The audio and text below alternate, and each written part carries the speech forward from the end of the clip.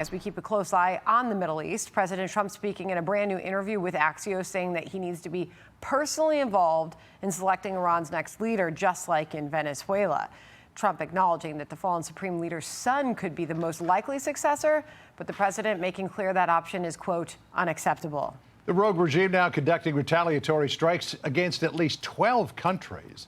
The latest hitting Azerbaijan, far to Iran's north. Our chief foreign correspondent, Trey Yingst, leads off our coverage. He's in Tel Aviv for us this afternoon. Trey? John, Sandra, good afternoon. Early this afternoon, I spoke with a senior military official who basically said there were 90 jets this morning and they hit 40 different targets across Iran.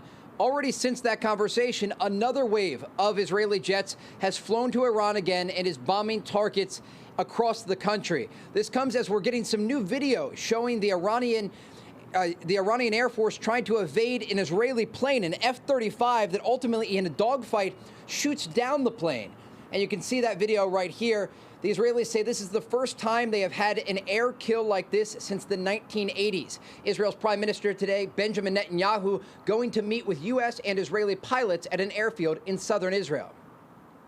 We continue to strike targets of the terror regime in Iran and also terrorist elements in Lebanon. The achievements are significant, but much work remains.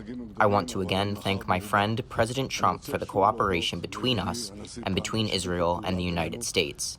Together, we will continue, and together, we will accomplish our missions, with God's help.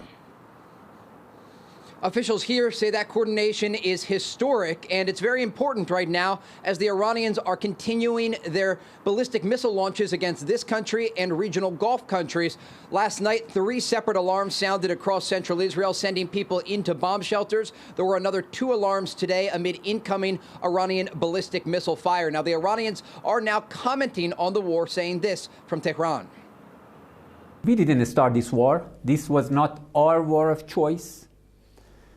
We were attacked. The aggressors are responsible for the consequences. They initiated this war, the same they did in June.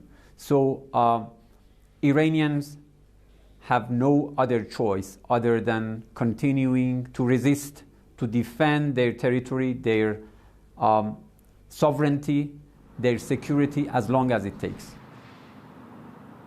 That official failed to mention Iran's expanding ballistic missile program or their efforts to reach a nuclear bomb in those remarks. But as the Israelis are looking at comments and action to the east, they're also looking north into southern Lebanon, where ground forces are pushing to more defensive positions inside southern Lebanon. Also, earlier today, the Israelis issued a rare evacuation order for the entirety of southern Beirut, the Dakhia neighborhood. They've been hammering this neighborhood with airstrikes, trying to go after the Iran-backed Lebanese militant group, Hezbollah.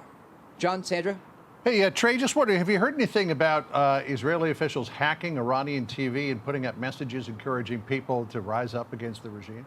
And for people who are with the military to defect? Yeah, there's a massive amount of operations that are taking place behind the scenes, trying to ensure that the information the Israelis want the Iranian people to see is actually seen.